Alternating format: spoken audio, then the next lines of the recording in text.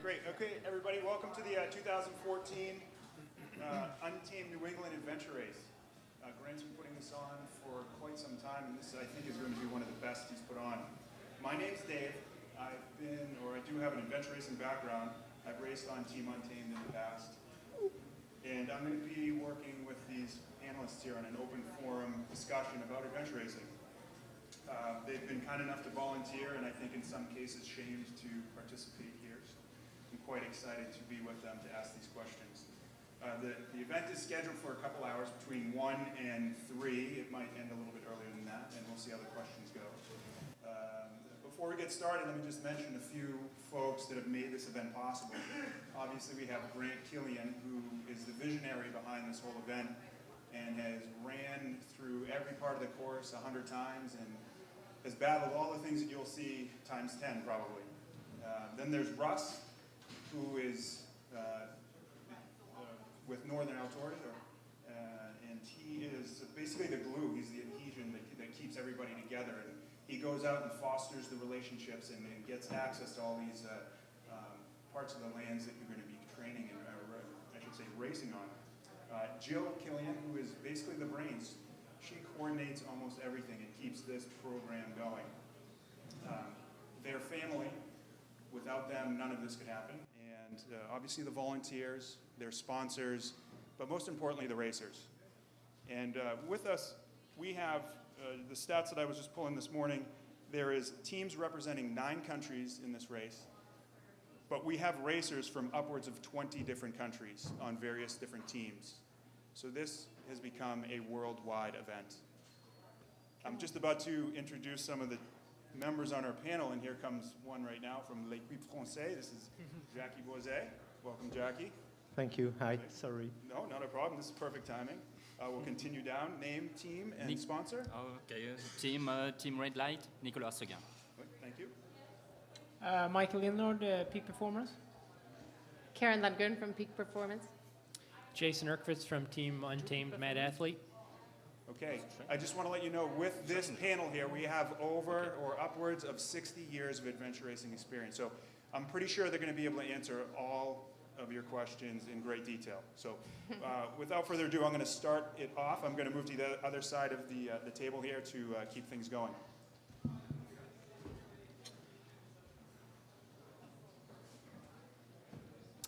So we'll get things going. It's kind of lob ball questions right now, but let's just start off with favorite piece of gear. You looking at me? I'm looking at you. We're going to go right down the list here. I'd say my favorite piece of gear is arm warmers. Arm warmers. Karen. Wow, I'm coming up with an answer that quick. Favorite piece of gear? I don't know. Assuming there's hundreds. Yeah, probably a beanie. A beanie. I think we all are in this sport because it's so much gear. So it's like all of the gear is your favorite gear. I couldn't I like agree more. I'd rather like to sleep with them. If you had to pick one piece to go out into the woods with, what piece of gear would that be? Super K. Favorite gear, piece of gear. My bicycle? Perfect. I like it. I love my bike too. Jackie? Just a knife. A knife. Nice. Yeah, just The to true survivalist of the bunch. just Give to him cut some fire steel and he's ready to go. Yeah. Great. Okay, another easy question. Do you like gels, nutrition gels, or do you steer away from them, or do you have a particular time that you would use them? Short races, long races? I have no gels with me this weekend. No gels? No gels. Do they just eat up your stomach? I You just don't. don't like Yeah, them? if after 12 hours of gels, on and off, they just don't appeal to me whatsoever. Karen? I have friends who put gels on their pancakes. I personally hate gels. I bring a couple with me just for emergency. It's like having a space blanket. I have a couple of gels. I think gels is not that bad, especially in the beginning of the race, because speed is high and it's easy to access some good energy. But on a long race like this, if you try to do gels for like 3-4 days, it's like doesn't gonna work. But Right. in the beginning, yes. Right. Yeah, now for me, at the beginning of the race, no, much gels, but after we have to eat solid. Regular food. Yes, Yeah. and it's better. It tastes better. Yeah. Hot food or, yeah. Jackie? Me, I eat gels quite all the race long because it's Mimi who's doing the gels, and they are so good, and she's good cook. So you make He homemade means gels. she makes the You gels. make your own gels then. Yeah, we make everything for the race of all our food. All of the food. There's no Yeah. prepackaged food. I think Just the world would prepack- probably want to prepack know for that. home. Jackie's part of. Do you- We have maybe a, if we have some leftover after the race, you could A have. question from the audience was, do they sell their gels? And I think that would be a big market since they've won some big races, I would say. So, yeah, I think we have a new product from Les Coupes Français. Or a cookbook. Right, or a cookbook, exactly. So, just like that, I'd love to hear questions. If you have questions, just raise your hand or try to get my attention. I have a remote microphone. We can come out and you guys can be part of this discussion. This is our first remote question, so hopefully this all works. What do you wear for pants throughout the race in each section? You mean like underwear? This is a great question. I had the same one in this quick lineup, and I think to expand on that, I know one of the things that I've always struggled with is you're on the bike and you have bike shorts on, and then you come to a trek leg. Do you keep your bike shorts on for that trek leg? Do you change out into like a trekking pant or to a running short where it's a little bit more breathable so you don't get a lot of moisture buildup or something like that? How do you handle those events Yeah, in your pants? for like leg one where we're paddling and trekking, I usually use a tri short, something that dries quick. But if it's the second leg is just primarily a bike leg, I'm going with bibs the whole time, and then I'll change out when we get to the orienteering section. And what about a shorter race, like a really fast, like a 12-hour race or a 24-hour race? Would you just wear the same clothes the entire race? Absolutely. No changing, but in a longer race like this, you would entertain taking that 3 or 4 minute time penalty to take your shorts Absolutely. down and Yeah, bare to the world. that's right. There's something to be said for putting a nice dry pair of Right, shorts the on. global changing day room 3. that everybody likes to see, the TA. And anybody else on the panel? How do you handle those events where you Oh, a swimming shirt. all the time? Oh yes, I like it. Mikkel or I think Karen? it's kind of the same for all of us. The longer the race, the more you're going to change, and the shorter the Absolutely. race, you're going to just tough it out. But in a longer race, if you don't change enough, you'd be really uncomfortable, and you'll get rashes and rubbed, and it's not worth it to trek 12 hours in your bike shorts. Absolutely. One would almost equate it to your feet, which obviously is probably the biggest topic that we might come across in this discussion. But if you do not take good care of your lower area, then that could be a race-ending situation as well. So, all right. Tall socks or short socks? What do you like? The tall compression type or tiny little socks? I wear What defines you, Jason? ankle high socks almost all the time, but I do wear compression sleeves for protection on my shins. Okay. I have all of the above. All of the above. Different colors? Yeah, for sure. Like And they never hot match. pink, hot Up neon? you. Yeah, yeah. Good to hear. I Yeah. actually like the medium ones that you can pull up. It's like Just big- below the calf. Yeah, no, like yeah. And Maybe a then little bit also- of shin protection, but let your Yeah. knees breathe. Yeah, exactly. Okay. Yes, I've got the both. Both? Jackie?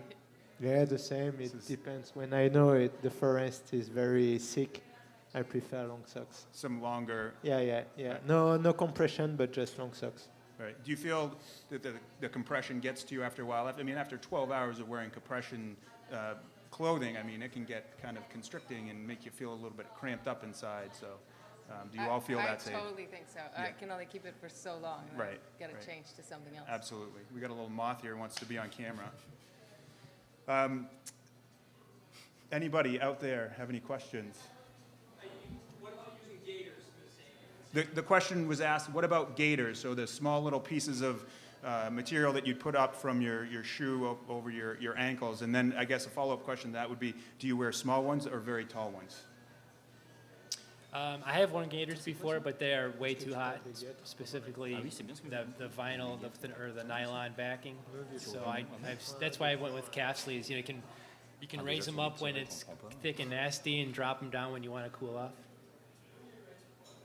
I think gaiters just serve to kind of help keep the rocks in your shoes. And then when you want to get them out, you got to like take double things off. So I would say no gaiters, and it's easier to get the rocks out. Mikael? But we have actually like orienteering, like shin guards. So instead of have like protection around your ankles, we don't have that, but we have on the shin. So we can go through the bush, but not like this thick Gore-Tex ones. Like they're really breathable. No, and no gaiters for us. Just for orienteering, specifically. No for the long race. Okay, this one might be get a lot of people nervous out in the audience because it might tell them what some of your race strategy might be for this race in particular, but do you go with a single pack raft or a double pack raft? What have you guys been training on? What have you selected for this race? Or do you even want to share? I mean, I don't want to pry too much into your race secrets. We go with double. Double pack raft. Yeah. We think we're going with doubles, You- but ours are actually still on the airplane getting here because they were lost. So we might swim, but we think we're going with double. Yes, a double pack raft. Double, James? Yeah. Yeah, we have double pack raft, but maybe 4 in one and all the stuff in the other one. Jason? We're with doubles also. Jason, I have a specific question for you. Okay? Do you think that shaving your head like that, do you think it makes you a faster paddler? I don't. Actually, You don't? No. Okay. I was just wondering. I think it's a good look, and Thank you. just wanted to get that one out there. So, anybody out there? Any questions? Come on. Yes. Trekking poles, yes, never, sometimes. The question being trekking poles. I love this question because I want to know myself, and also the length that you would select if you do select to bring a trekking pole. Yeah, I'm going to bring trekking poles, not on the first leg specifically, but the final leg and the pack rafting leg I will have 'em, depending on what the maps look like. If there's high mountains, certainly they help on the way up and on the way down, especially if your feet are pretty well tender by then. So any pressure you can get off of them at that point is useful, I think. I think trekking poles is a little bit like all these questions. It just depends. And that's kind of why we like adventure racing, Sure. because it's flexible. Sometimes yes, sometimes no. Depends on how long the section is. If it's really bushy, you don't want to have trekking poles in your hands. Maybe if it's really steep, you do. Maybe you don't feel like carrying them anymore. I've had teammates who always take trekking poles and they never want to carry them, so I carry them. And so yeah, sometimes I just don't take them because I know I'll end up with a pair anyways. Right. So Let them worry yeah, about packing them. it just depends how you feel and Are they how long in it your is. are they in your bin right now? Absolutely. Are you bringing them for all of the race or part of the race? They'll just probably sit in my bin the whole race. They'll just take up some ounces in that Exactly. 35-pound They're light, though. capacity. But I think it depends because the thing is that if it's trails and it's more up and down, I would use them. But it's just straight to the bush. It's gonna be sticking everywhere. and Absolutely. It's gonna be in the way for us. So How small can you get your trekking poles? Did you have Really very, like this? very small, tiny Yeah. trekking poles? No use trekking poles. Never. Never. Jackie? It's same as Karen. It depends when we will see the map. If it's very steep up or down, we will take them. But if it's crossing forest or bush, we don't take them. It just depends. Sometimes if somebody injured their ankle or something, we take the trekking poles. It's very various. Okay. I think you guys should take yours on the boats, on the pack rafts. And paddle with them. Yeah. You guys should paddle with your trekking poles. No, Yeah. no paddles. We'll switch it up a little bit. We'll get off gear and get off that stuff. So more from an experience, your favorite 6 hours of a race, and it could be the favorite 6 hours of a 4-day race, 5-day race. It could be an actual 6-hour race. So your favorite 6 hours of a race.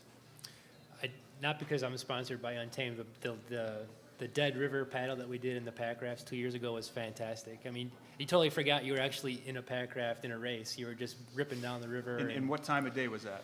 We were fortunate we got right on the river at say 6 a.m. So the water was on, there was decent flow. So they, and uh, just so the audience knows, the Dead River is one of the whitewater rafting rivers around here. They release from a dam. So some teams actually weren't able to get that good flow of water. So they were either walking on rocks or walking with their pack rafts. And in some instances, you're able to ride a nice little wave down to the finish. So Absolutely. you caught the water we just in we time, got lucky. right? We got there just in time. The had just come up, and we were a little concerned because it was going to be the water was cold. But Right. Once we got on the water, the sun came up. It was beautiful. The whole paddle And down. how long were you on the water for? It's probably about six, 7 hours. Yeah. Perfect answer then. Anybody else want to feel that? We don't have to go right down the line. So if you have a response and you want to pipe in. Yeah, it was this 6-hour favorite race. Or the favorite 6 hours of a race. Yeah, I had one race. It was Prom Quest in Utah, 2006. I think that's course design was one of the best because it was like you're really traveling through these canyons, and then you just got to the end, and the only way up was with ropes.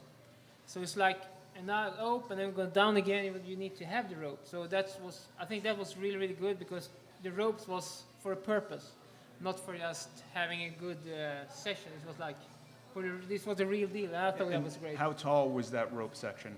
It was tall. It was like 150 meters or something. 150 meters, Yeah, kind of. 400 something feet, I would say. That was great. Pretty epic. Yeah. And what time of day did that happen? Did they allow it at night, or did they have a dark zone for that? I don't think they've never dark zone in the ropes. The dark zone is always when you're paddling in the. Absolutely. But yeah, we did it both night and day because it was everything. You go into the canyon, up, down, up, down. It was like 24 hours. Awesome. Anybody else? Maybe in Idaho, the expedition Idaho, we had a very hard uphill. We have carried the bike maybe for a couple of hours. It was really, really hard, and we were like hungry about the organization. But after the summit, it was the best track ever on the mountain bike, and we just remember the hard climbing was for a good ride after, and both together were very. It was really adventure race. It was really, really cool. And maybe more than 6 hours, but it was That's awesome. great. That's great. Karen, do you have experience? I have so many stories I So could many, tell. yeah, sure. It's so fun. But and you asked what's my favorite, and I'm like, I have no idea. But just some of the things. One of the things I think about was we were in the Philippines and we were doing this race, and we had to go into these caves, and the local people thought we were crazy. They were these like caves that no one ever went in because they were cursed, and no locals went in there. And we climbed in these caves, and you had to navigate through the caves, and sometimes you would wind through or crawl through some really narrow spaces, and it would be just to a dead end. And so you had to really navigate and try to get through. And they turned into a river, and then we were hiking in a river, and when we came out of the caves and the river, then we jumped off this waterfall and then floated down a river for some time. It's pretty cool. That It's when it's sounds real fantastic. adventure involved, Right. and you're really like Right. surviving. Only one way out. Right. And you had to find it. It's cool. That's great. Anybody else from the audience? Anything, any questions, anything you've been wanting to know? Yes? What's your single biggest fear about this particular race? So the question was, what is your single biggest fear about this race, 2014 Untamed New England Adventure Race? Jackie. Mosquitoes. Jackie raised his hand quite Yeah. rapidly. We have raced 2 years ago, and I remember the mosquitoes and black flies were crazy. With our teammate today, we were speaking, and we didn't understand why people live here. It's crazy to live here. I can't explain, but all the time during the sunny day, this is my worst. So where you live, I presume France? Yeah. Yes, where in France do you live? In the Pyrenees, in the mountain. And no mosquitoes there? Do you have bugs? Do you have flies? What bothers you there when? We've got when we are somewhere around water, like a lake or something, but when you move like 500 meters from the lake, it's fine. Here, it's everywhere. Every time, everywhere, mosquitoes. All the time. Yeah, Horrible. all the time. Big fear. I'm from Maine, so that used to be the joke that the mosquitoes and black flies could pick you up and take you away. So, yeah, and it's very true. Biggest fear of this race? Ditto. Mosquitoes Same. and It's flies and horrible. bugs. Do you have any advice? Mikhail had a great one to me. He said, well, if they're attacking you, that means you're not moving fast enough. I think So, it doesn't matter. Yeah. We actually organizing a race. It was Explore Sweden. I was race director. And it was so much mosquito because we were flying into a helicopter with the media team. And you can even see from the helicopter the flies. It was like dark around like that. And we thought they were like really mad at us because we were so flying so close with the helicopter. But they afterwards they told us that was the best part because then the flies just get away. They blow them away. Yeah. No, Jason, you did a race in Michigan where they have similarly horrible mosquitoes and Yeah, bugs, very, correct? very similar to this location, and after five days, it drives you mad. Right. We had one moment where we were in a cave for a checkpoint, and it was nice and cool, and you forgot that there was mosquitoes around, so you it was walked nice out. and comfortable. You got back outside again, and they just didn't instantly attack you. It was rough. Yeesh. Horrible. Anybody else want to share biggest fear? Oh, you are mosquitoes. I'd like to move on to a different topic real quick. Let's talk about sponsors. I know you guys are here. You have some sponsors that are supporting you either with gear or financially or something like that. You know, your advice to younger teams that are coming up in the sport and how they should approach sponsors, or what do you bring to the table when you discuss something with a sponsor? Like, what do you promise them for their return? Because you know you're pitching an idea to them that they might not have an idea about, like what this event is. Like, how do you just walk us through that process and some of the successes that you've had along the way? Anybody? Well, I just think sponsorship, everyone comes and everyone wants sponsorship. They want to be sponsored, and they haven't even done anything yet. And I think the biggest thing is that it has to be a two-way relationship, and that you have to understand that you need to give back to the sponsors. They're giving you something, and they're giving you a product because they want to sell that product, and they somehow think you can sell it. And it's not because we walk in front of a bunch of spectators all the time, or that adventure racing is publicized, you know, everywhere. So you got to find something else about how you can promote the product that you're working with and the sponsor that you're working with. I see a lot of people, they want to just get something for free, and it kind of burns a relationship. And I think one of the best things that I've done is started to work with sponsors on a small level, and maybe they're giving you some gear, and just try to build that relationship from, don't expect money and tons of things from the start, but just to build a relationship as you go and make sure that it's two-way and that you're actually giving something back. And I don't think the giving back has to be like, we're going to be on TV, or we're going to be in a magazine, or we're going to be first place. It can be a lot of better things than that. And I think the more creative you are with giving back to the sponsors, the better relationship Absolutely. you can It's a create. relationship that you're building. Yeah. And sometimes, and even you have to, and what people don't understand is sometimes you need to put yourself out there and maybe even foot the bill for a couple items just to get things going. And I know something that you guys are doing right now is you have your own photographer here at the race that is going to take capture images for you that you can utilize for media use and whatnot. So maybe a piece of advice there is think outside the box. What can you do to boost your image and help out and try to get your name out there? Not only for your individual, like here I am, Dave Romilly, and I want everybody to know who I am, but who you are as a team and what you guys represent and all that stuff. So. Anything else that you guys would like to add about sponsorship? No, I think this, as Karen said, it's like a relationship, and it's all about to give back and to be professional, Right. to do it like as you want to in your normal life, like how you want to be treated in your normal work, like Right. the same level. Right. Nobody likes somebody coming to you and saying, "Hey, can I have $5?" Because it's Exactly. kind of degrading. You want to have that relationship, Exactly. right? So. For us, Team Red Light, it's for the clothes, and it's a relationship with very family for us, and we try to. I just say to the market. Marketing. Yes. Right. Okay, Jackie. Any?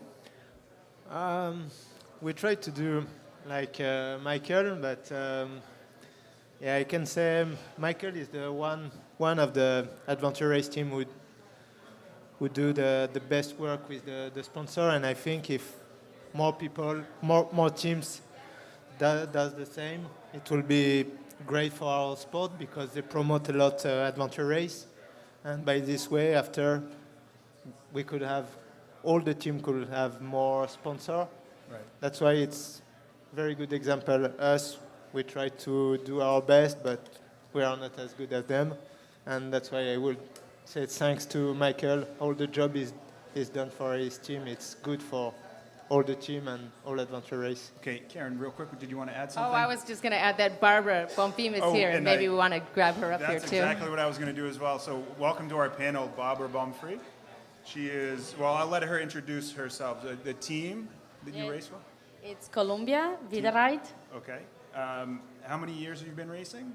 Myself, Yeah. 13 years. Well, so add that to the list or to the number. So we're racking up the number of years experience here. So we had a few questions earlier, some easy questions, kind of get the thing. Did you happen to hear any of them? Or About sponsors, no, like okay, how so we that's where you struggle. came in. Yeah. So what's your favorite piece of gear, Barbara? Piece of gear. Yeah, favorite piece of gear. One piece of you would walk into the woods with one piece of gear. What would it be? Maybe shoes. Shoes. That will get us into the next topic in a little bit, which will be footwear and how we maintain our feet. Let's see. So we were talking about sponsors. Let's move on to training. So how do you all train? I think everybody out there thinks some of the elite folk wake up at 6 a.m., go outside and run till midnight and go to sleep, and that's how you train. How do you train? How is it focused? Is it short 2-hour bursts? Is it, tell the world how you train. Are you looking at me first? Somebody can take the lead. Okay, I can start. Great. I believe everybody has busy lives. Not everybody is a professional athlete. So for example, myself, I'm in the middle of a PhD program, so I'm pretty busy. So I try to get in more races on the weekends as possible so I can get better trainings. And during the week, I do like whatever I can. It's a pretty crazy schedule. Every day changes. But now I'm living in California, so it gets late, gets dark really late. So it's good. So I get to enjoy the rest of the day. But I guess the races get us more prepared for other races than like doing 10-hour training every day. I don't believe that everybody Right. does. But the more races you do, the better prepared. And So you'd almost use your races as training to a certain yeah, degree. many times get to get as much as possible in weekend and races like mountain biking, running, other modalities. And is your teammates close by to you? Do you train with them on Yeah, the right now, weekends? no. Right now we are all separate. So we just chat and tell each other what we are And do doing. your And own we get thing. together on these longer races. Anybody, are all of your teammates close, or are they far away? My teammates are all over. So Michael and Stefan are in Sweden, Yep. and Marcel is in New Zealand, and I'm in California. So Pretty we're much kind of the all entire over. world is. I think when spans you're the first entire starting world. out in this sport, it's really important to train together and to get to know the team. But I think once you've been in it a bit and you kind of know who's on your team and how they're going to react when they're tired and stressed and grumpy, Right.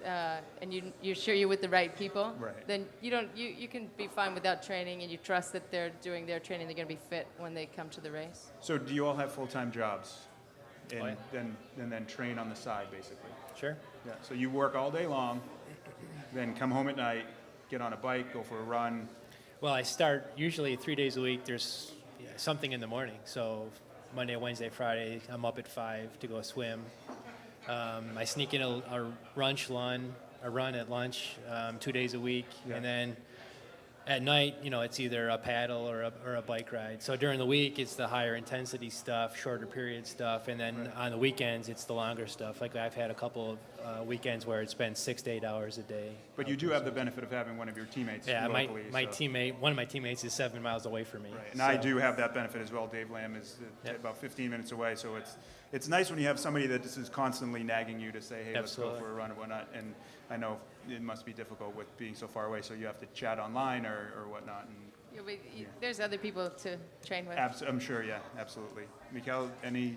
I'm afraid I don't have any excuses. This is my job. So yeah, I'm doing my training as much as I can. Sure.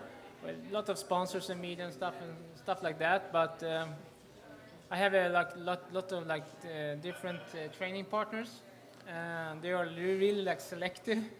And I have different partners, different sports. So and they are like the best guys. You know, that's the guys that make me perform on the races because they help me training. So one would say that as an adventure racer, you're master, or you're a generalist and all master of none. So your training partners, then you personally select them. You know, would it be top tier mountain bikers that would be one of your training partners, and a top tier runner would be another one of your training partners? Is that how you select them? Have you handpicked your training partners? Yeah, someone, but they don't need to be like the top level on the sport, but it's more like how they are as personality. Because if you have one training partner that every session wants to like beat you, like then every session gets hard. I have one of the guys. We can discuss. Okay, this session will be like 3 hours, but we only have like 65% of our pulse. We don't do like and then race it. So we're like, when we go hard, but we can also get easy. And this guy is Robert Åström, and he's a great guy. Excellent. Okay, sport is a big part of my life, but I don't. I have my job and my family. It's quite difficult to the three parts. Absolutely, yeah.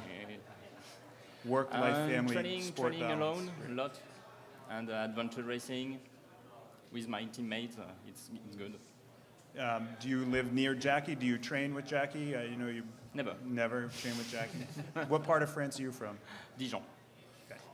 And in relation to the big pie of France, where Pyrenees is southeast and in Dijon, now I'm just alone, training alone, and my partner in the south of France.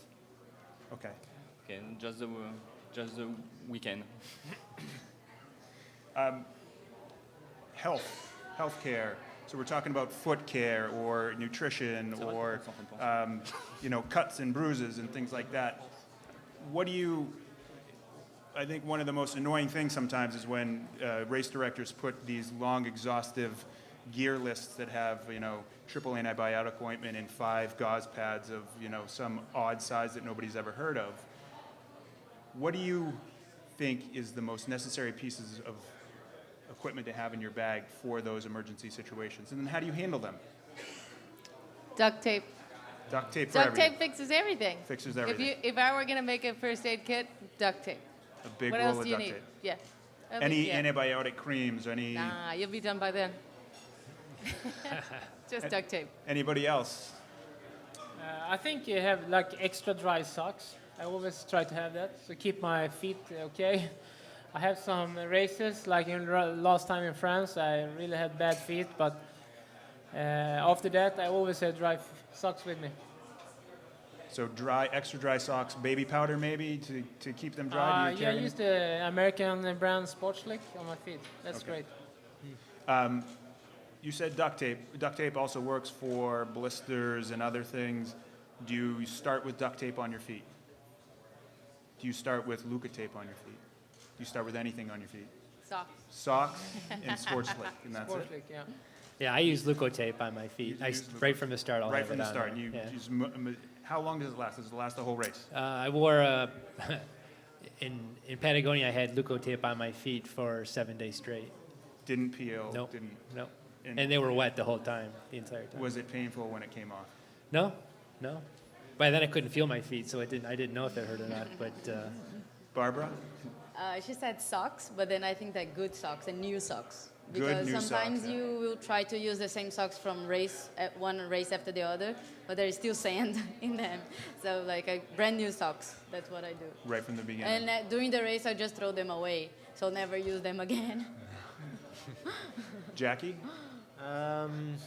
Yeah, good socks, like she said, is good because with the sand is a big trouble. But I use popo powder, popo cream, and just to don't have so much chafe or something like that, and it works well for me. So, feet being one of the most critical points in the race, have you ever come to a point where you've had to stop a race because of your feet? No. No. No.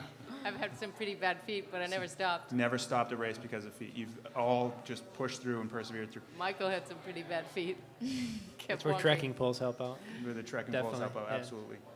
I know it's going to be hard for me to get this to be a positive answer out of you, and it's okay. And I think everybody wants to know that you guys just persevere and go through. Has there been a time in a race where you've been up against that wall of adversity where it's your feet or your health or your nutrition or you're tired, where you've had to say no more and you've given up? I think I have to say no. Well, there's one instance I've dropped out of the first race I was in, a multi-day race, and that was because I had a really bad IT band on my knee. But to get around that, I think I could have done a better job of communicating.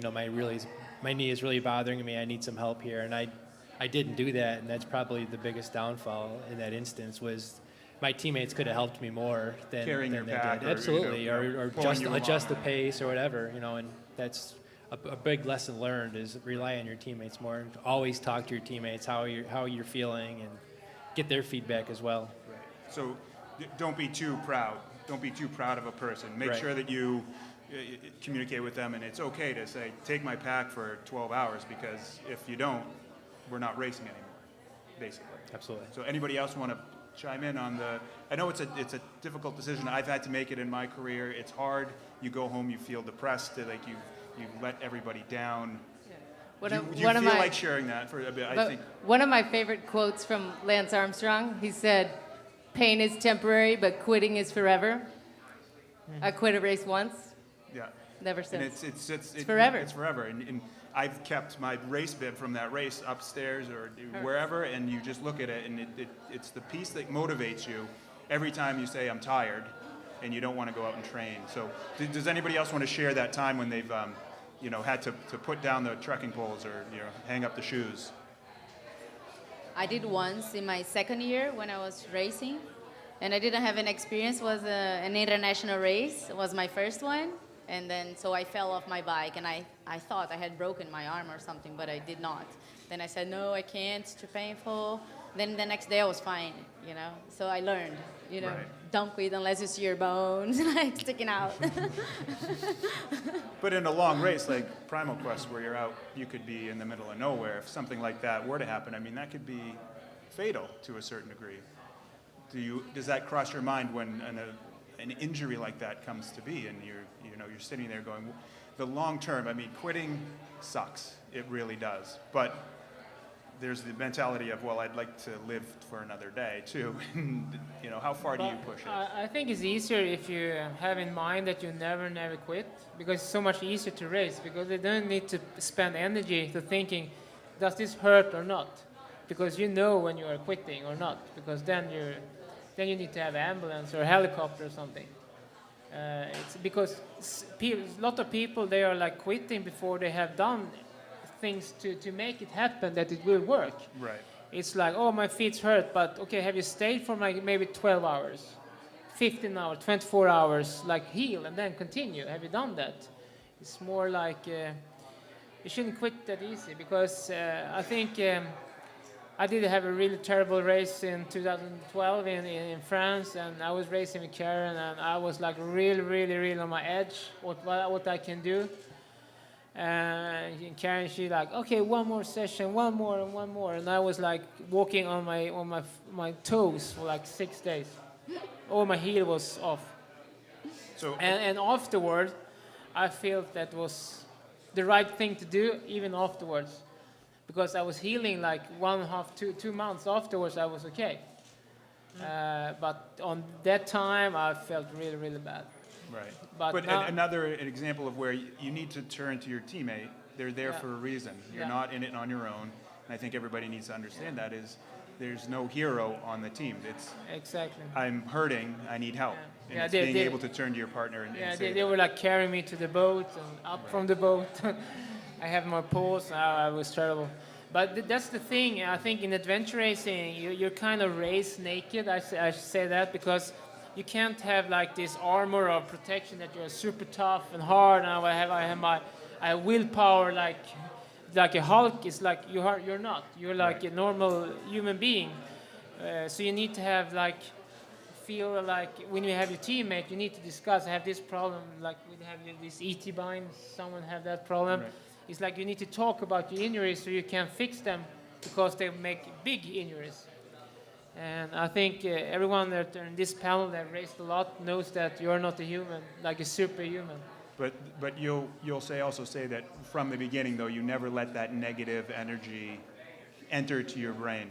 Yeah, You never. might have to put the pride aside and say, I need help, but never at one point do you say, this is it, I'm done. Yeah, I don't think that this pride thing is. You can see all the elite teams here. They get towing. Everyone is towing. It doesn't matter if you're like the super power horse in the Right. team. You get towed. You can see there's two of the guys in China. They tow each other all the time, Yep. and no one is fast and strong all the time. We have the same in our team, and I think if you race with pride that you should never be towed, never get help, you're not a good teammate. Great. Okay, so getting off some of these serious topics, let's go to a fun little question. If a piece of food falls on the floor, on the ground, do you pick it up and toss it away, eat it, or give it to your teammate? Which one depends? Which one do you do? Piece of food. Definitely pick it up. Definitely Yeah. pick it up. Yeah. Don't waste it. Okay, so we've got that. Now, do you eat it yourself or give it to your teammate? I have eaten. Depends on what it is. Yeah. And if you're out of food. Like I've been on a team, we've been out of food, and we're like, okay, everybody, what do you have left? And so we like, I have a bar, I have a couple of these, and we put all the food together and we shared it. So if you're in that situation, It's maybe you going split down. it in 4, right? Right. Jackie, since you guys make your own food, do you just find food out there and make new food?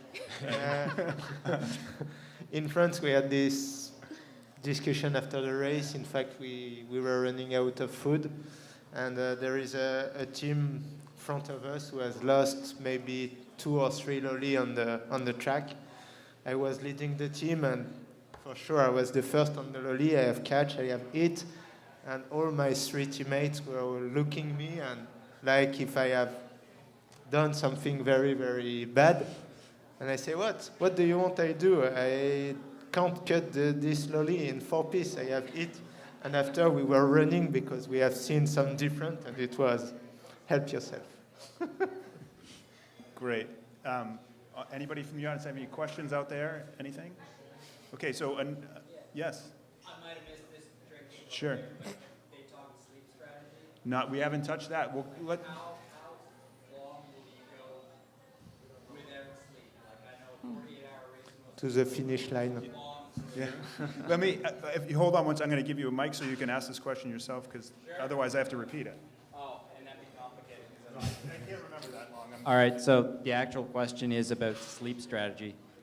How long will you go before you start planning to sleep out on the race course? Is it like 48 hours or 3 days?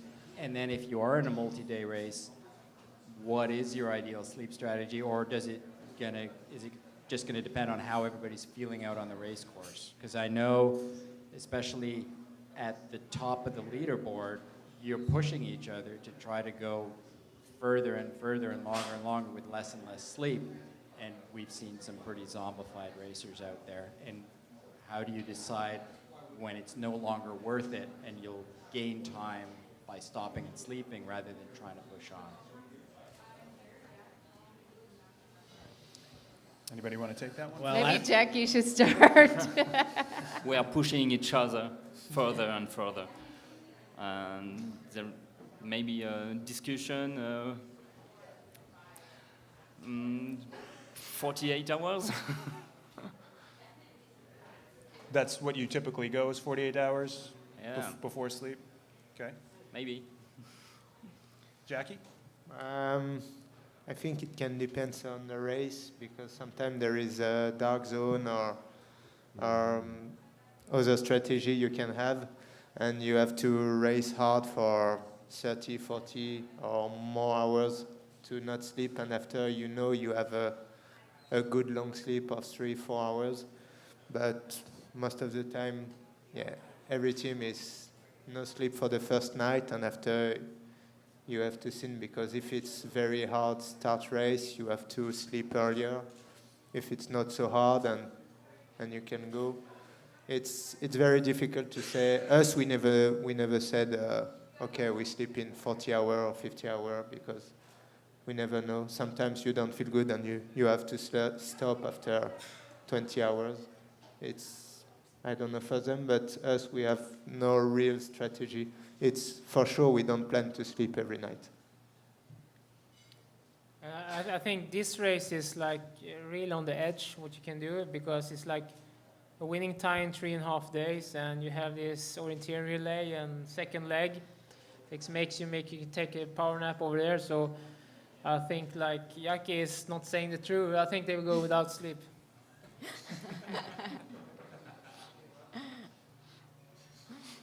I think I wish I could have like a drone flying above the teams and just watching, because I think when you get really tired, you have no idea how slow you're actually going.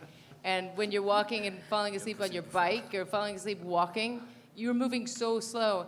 And it's incredible what just an hour's nap can do to your speed. And sometimes just stopping for that 1 hour and forcing yourself to do it, and you feel like you're pushing on. No, we're going to be stronger, we're going to push on. Sometimes that hour nap can just speed you up so much that you can't even believe it. And so I wish I could just like fly over and actually like watch our team sometime, and we're like, So just slowing down. bringing that, I got to last Untamed race. I was volunteering for it for Grant, and Untamed came through, and I went on to the course with them, and they had not slept in many, many hours. And as a volunteer, you're not allowed to help out, and that's fine. I wanted to be there just to hang out with them. I hadn't seen them in a while. So they were making the longest, weirdest decisions I've ever seen. And I would have been in the same boat with them and making the same weird decisions. And I'm just like, guys, you just need to make a decision. It was amazing what the sleep deprivation did to them. And it was, like you said, I was that helicopter, like just hovering above and going, wow, this is unbelievable. Yeah, I think we walked by a checkpoint at that point. Right, you did. I saw it. Yeah, I we're couldn't say staring at anything the 'cause you ground. guys Yeah. were- I've gone 66 hours at one point, I think, without sleeping, and I can attest to the last 10 hours. I have no clue where I was. You know, you're just kind of following the guy in front of you, and you're not making wise decisions. So at that point, it makes a lot of sense to just get 20 minutes or 30 minutes and kind of regenerate. Right. We had an internet question, and it's going to go back to a previous topic that we were talking about, and just a little bit of a lag of getting that information in. But it goes back to quitting in a race or having a DNF. But has there ever been a time when you've been with a team or a teammate where you've had to make the decision for somebody else, where they do not want to quit, they have the will to keep going, but in the grander scheme of things, it's just not going to happen? Have you ever had to be in that position, or ever been in that position where somebody's taken you out? I never have. The opposite, but not Opposite to, meaning for, you've had to make the decision for somebody else. for them to keep going, but never for someone to quit. To say That they were hurt so bad that Right. they should quit. I don't think so. Okay. Anybody else? Yeah, we actually quit the 2008 World Championship because one of the team passed out, and we tried to drag it in the boat and everything, and then it didn't make anything that it was alive. So we just pulled the trigger and run for help. That was the one. Jackie, Nikolai, Barbara?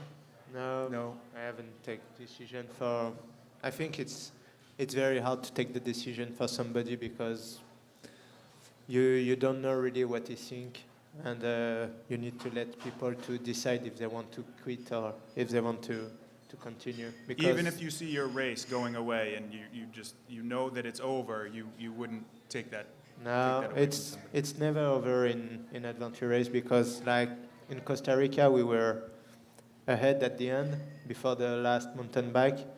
We had like I think 10 hours or something, and I had very strange sleep monsters, and I was in another world and blah blah blah, and the team Vidared was just behind us, and all the time we were looking behind us because we have lost I think 10 hours or 8 hours, something like that, on 20K of mountain biking. It's crazy, but if you quit because you think you will never arrive at the finish line, it's not good because you never know what are doing the other team. Right, and like you said, Karen, it could be just an hour of sleep away. Just let's take a rest, boom, you're back at it, and you're back I on. think that's one of the coolest things about this sport, too, is you never know. You never know what's happening to all the other teams, and you might be lost in the bush, you might be having this issue over here and 6 flat tires, and you never know because all the other teams are maybe doing the same thing, or they may be way more lost than you are. So you can never ever give up because sometimes you just might pop out of the bush and you've gained 3 places or something. And there's no way to judge what you're doing except for just keeping together as a team and just keep going and never giving up. Just like Dory from Nemo. Just keep swimming. Quick question, just to spice it up a bit. Are you in the front of the canoe or the back of the canoe?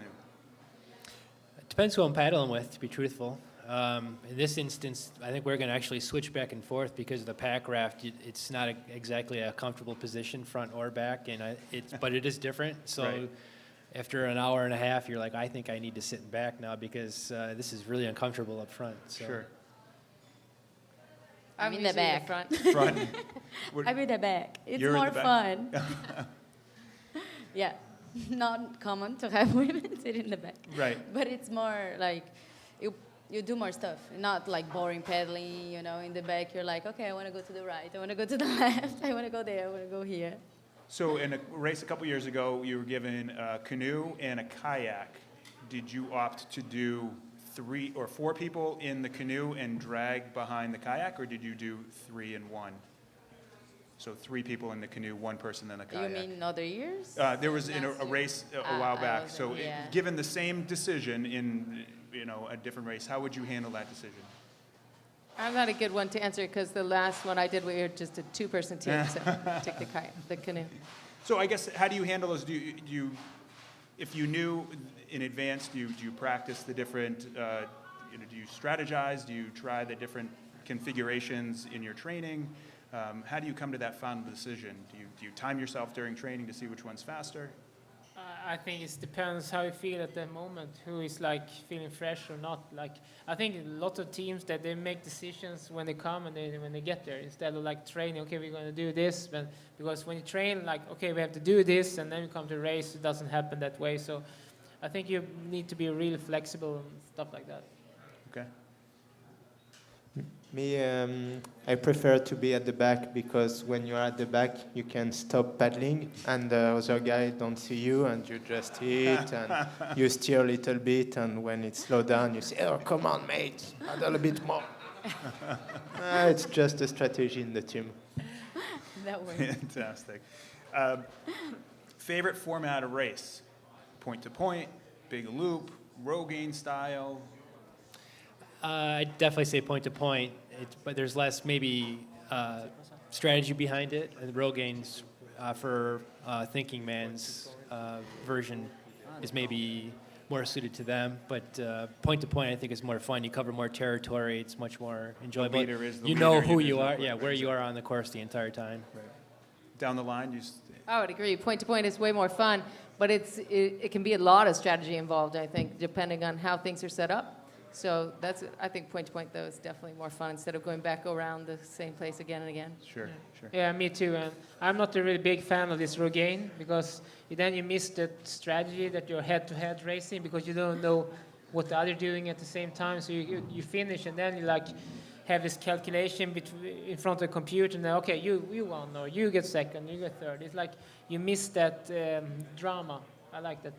Right. The leader is the leader, basically. Exactly. Right. Yes, point to point, it's more fun. Point to point, it looks like is the winner so far. Jackie, Barbara, do you No, agree? point to point, but I think that within this point to point, you can have random order of checkpoints. That makes more of a strategy of the navigator of knowing which is the best way to go to this one first or the other. And the way we have here, you have to go from 1 to 2, 2 to 3, so it's less strategy than if you have like random order. Right. So going back a little bit to teammates, if you ever were to do a supported race, how do you select that support person? I mean, I'd imagine some instances it's whomever's going to volunteer out of your family members or friends. But if you could strategically pick that, how do you prep them? They're essentially a member of your team at that point. So how do you incorporate them into this group dynamic that you have, this family, and make them a part of that so that you can be a successful team? I have done supported races. I've done a number of them. The better ones were a crew that could plot points on the map for you, could repair the bikes. I've also done races where we were happy to have anybody. You know, they could drive the truck from point A to point B. That was fantastic. Right. So yeah, you're right. Sometimes it's whoever you can get, but sometimes you hit the home run and you've got a guy that, you know, he knows everybody on the team. He knows their bikes. He knows what foods they like. Were you just as successful with the one that just drove the truck from point A to point B as you were with the one that was? Absolutely not. It was a big in game that changer. instance where the guy, our driver, let's say, couldn't plot points. Meanwhile, Nike's just plotting the points for the first paddle and they take off. And their crew is plotting the rest of the points on the course. We had to sit down and plot all the points on the course and then set our strategy from there. So how do you feel about that with you have a support person? You know, do you envision that as being another member of your team, somebody who can plot points for you and whatnot? The best support crew is exactly that, a whole nother team. And if you can have people who have adventure raced before, all the better, because they get it and they know what you're doing, they know what you're. And when you look like crap and you come into the transition, they go, you guys look great, you look strong. Yeah. So if they've adventure raced before, it's huge. Yep. And it's huge to have like local people who know the area and can get around and talk to people and they're resourceful if things break, or to be clever and creative at the same time as the team. So you're working parallel, you get two Sure. teams working on the same thing. Mikael, do you have anything to add there? Yeah, I know, you know, we have a lot of races in Sweden. We have a lot of support guys, and we have a team. When we really have support, we try to have, you know, the best guys that fix the bikes and stuff like that. But when it's like only one or two, the best ever is my wife, Helena, of course.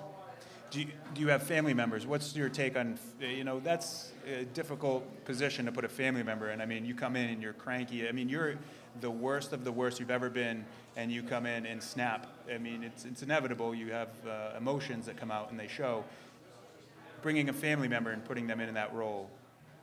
I once had a teammate, and his girlfriend was on the support crew, and we were doing a long race, and he was pretty beat up, and he came into the transition, and she was so worried about him, and she was like, it's all she could do to take care of him, and she's like, he's not going on, and we're like, okay, you're done. Like, we kind of had to take her off the crew because he was racing, wasn't helping, you know? the race No, and she was progression. just like shocked to see him so badly. Right. Yeah. Do you want to add anything, Barbara? No, family members is very, very hard because the other teammates, I kind of left behind because the person tends to focus on the respective, so it's kind of hard. And also because of you can maybe not speak so well with the person sometimes if you're sleepy or whatever, so maybe people take personally. So it's always nice to have like separate, you know. Have like a friend. maybe a that friend that understands, is yeah. used to that, and then. Sure. Support. Me, it's easy. I have raced for many years with my brother, and you know what is adventure race, and it's the best support crew we have. Well, it's like that for me and our team, and it's maybe not the same for everybody, but for us it works. Okay, so we started talking about plotting points, so let's bring up the topic of navigation.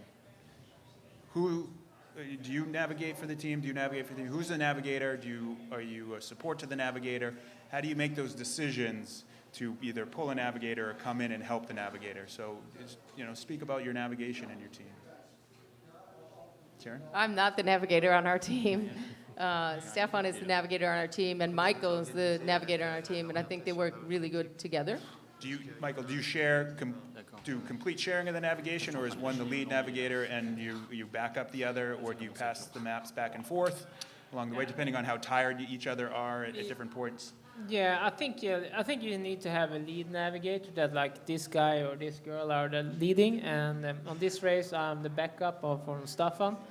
But that also means that I need to have control that what's happening, but I can't like correct his decision all the time. He needs to follow, because the navigation is so much about not only reading the maps, it's more like get the feeling, see the mountains, the birds, the weather. You need to take so much decisions. So if you like like interrupt the navigator all the time, it's like you also only mess his head. Right. You need to get like self-confidence and like he feels great, he's doing the right decisions. But I think that the most important thing is when the navigator does mistakes, and that's happened every race. The team needs to support that direct and don't say anything. Just go back and try again. And be positive as much as you can. Yeah. Now, in that instance, say the navigator does start getting sleep monsters or get a little crazy in the head. What steps do you take, and is it multiple steps along the way that kind of takes the maps away from them but doesn't make it feel like you are doing a horrible job, give me the maps now? You know, you have to sort of ease them back out of that world that they're in to a certain degree, or how do you handle that? I think that's the same thing we talked about, like towing teammates and stuff like that. You can't take that personally. It's like, it's more like we work as a team, and Sure. And I think, I think you need to cope with it, especially when you're lead teams. Like this is how it is. Like Right. Just say it how it is, and give and it the map. You're gonna like, have to never deal with go. it. You're right. Yeah. All right. Time to pass it over, and I need to take Exactly. over and go. And I think every person on the team has to support the navigator in some ways. Sure. Some people are watching time, looking for trails, looking at elevation, making sure the navigator's eating, drinking, all of that. So I every think that's person the on the biggest team point, yeah. just has to help Right. because Yeah, they I have know a big that I've job. stuffed food. You're done. You've completed your TA, so respectively, and the navigator who's doing maps and getting stuff prepared. Yeah. I mean, I'm shoving food in their mouth. They're just doing stuff with their hands. You just keep feeding them or helping out and whatnot. Do we have anything else from anybody out in the audience? Anything on the internet, Joel? With a full mouth. Yeah. What do you got?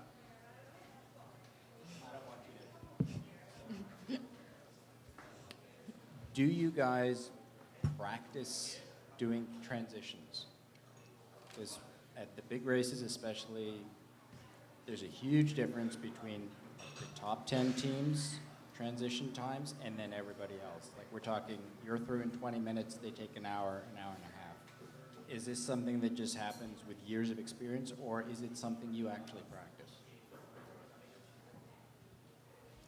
I can say, like the races, the more races you do, the better you get at the transitions. But if you have a busy life, you're doing good transitions every day. That's what I do. It's like, you have to rush because you don't have much time. So you have to be efficient to use your time. So even to train. going to the grocery store or bringing your groceries home, Yes. it's almost like unpacking your groceries. Yes, If everything. you can be efficient.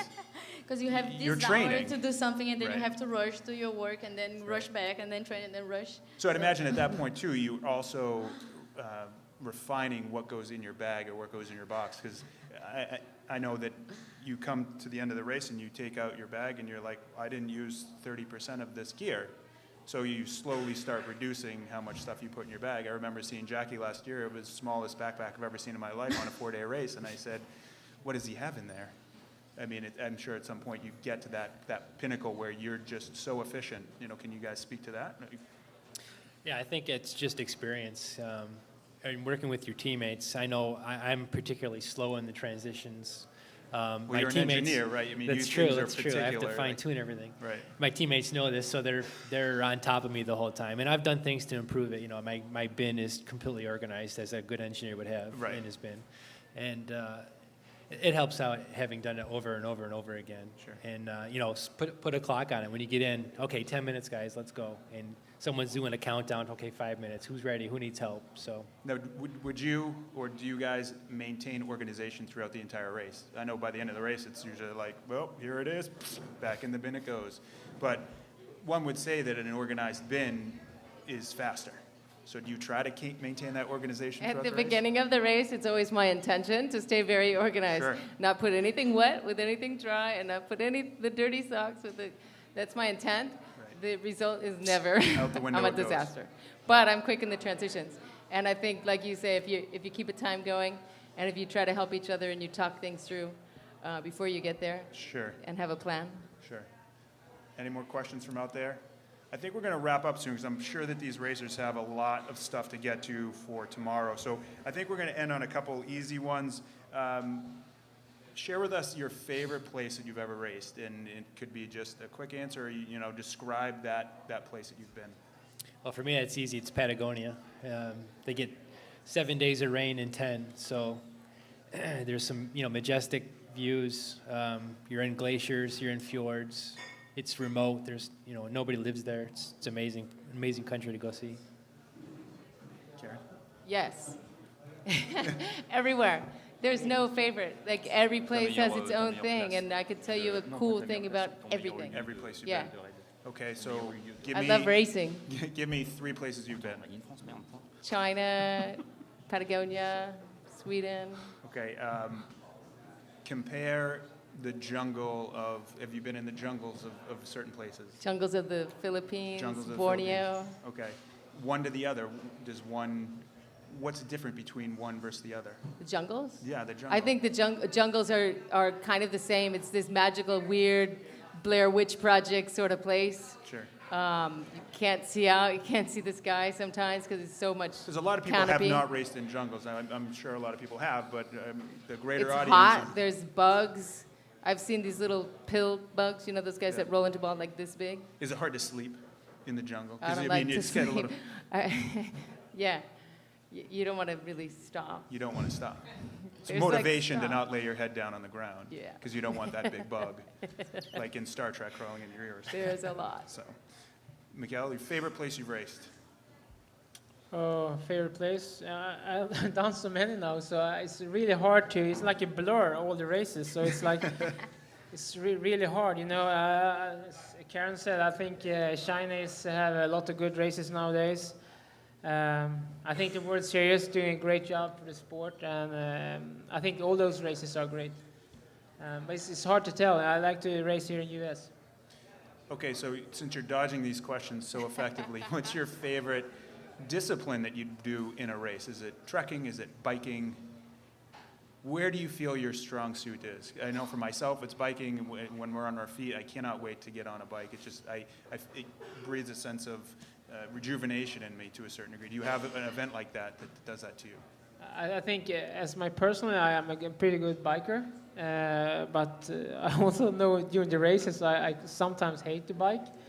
But I'm not a really good runner, but I love the trekking, especially in the night times. When you go in your headlamp, you can see it like 5 meters in front of you, and you only have your teammates, and you just walking around the forest, and then suddenly you can see this checkpoint, and you get so happy.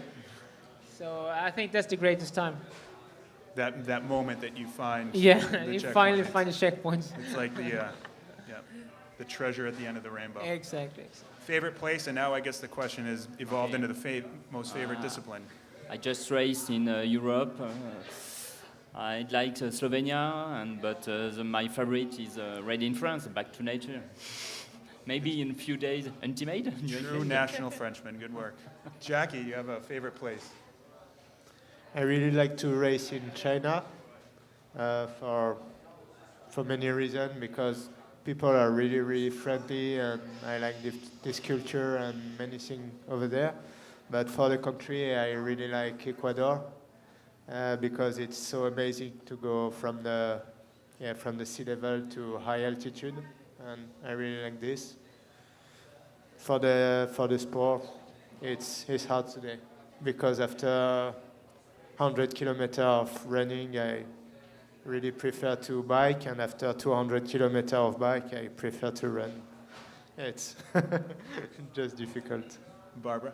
I would say my favorite race was the World Championship 2008 in Brazil. And I say Brazil because I get to interact more with people. And these races, for me, the best thing is like getting to see people in the countryside that I never have the chance to see on a normal life. So these people, you knock on their door, ask for water, coffee, food, they'll give you everything.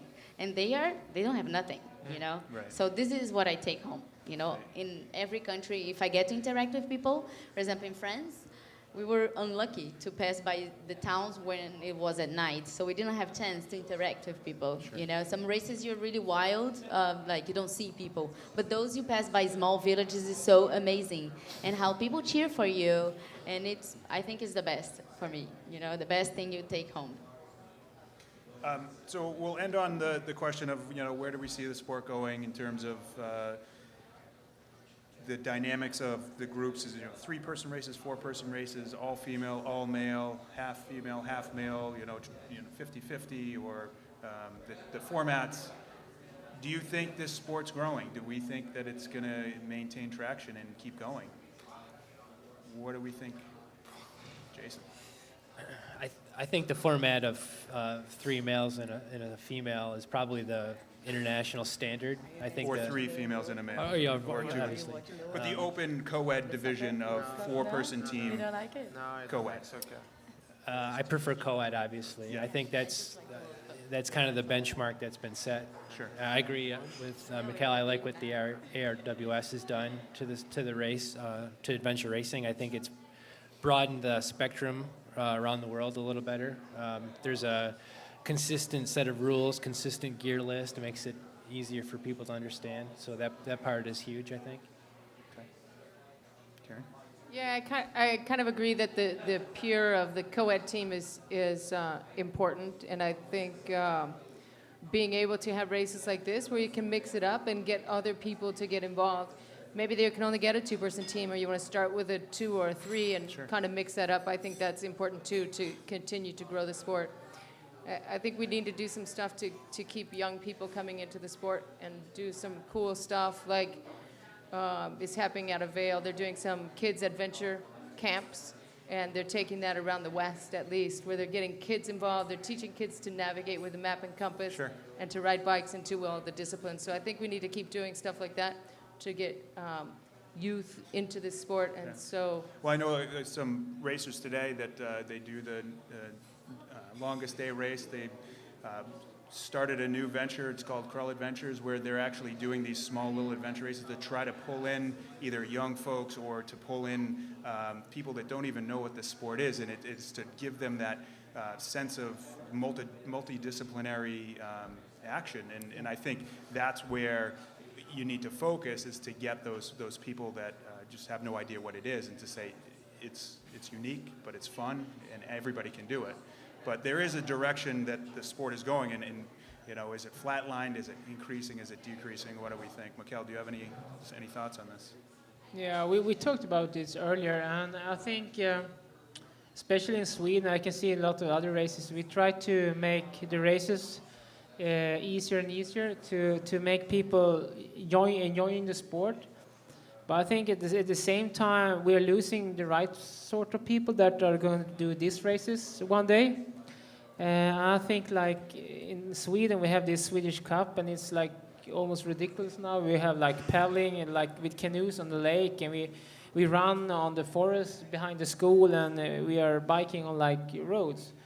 And I think also that's, even if like in the short term, it's like getting more people into the sport and try. But in the long term, I think it's like we're doing the wrong thing, because when the sport was as big as it gets, it was Rai Galois Eco Challenge, you have a big course that was taking almost like 10, 11, 12 days sometimes.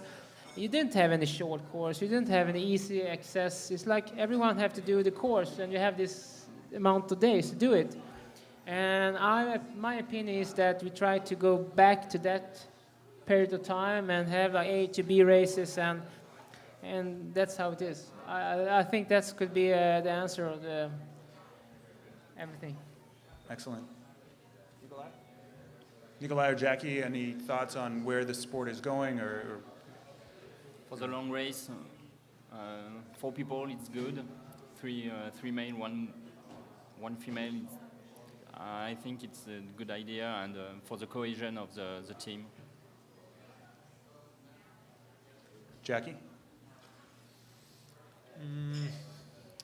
I'm agree with what they say, and the only thing I can say is just be careful on the non-stop race to don't do always too much, always more, because it's good to do a long ride, but because it's beautiful, because you pass in an amazing country.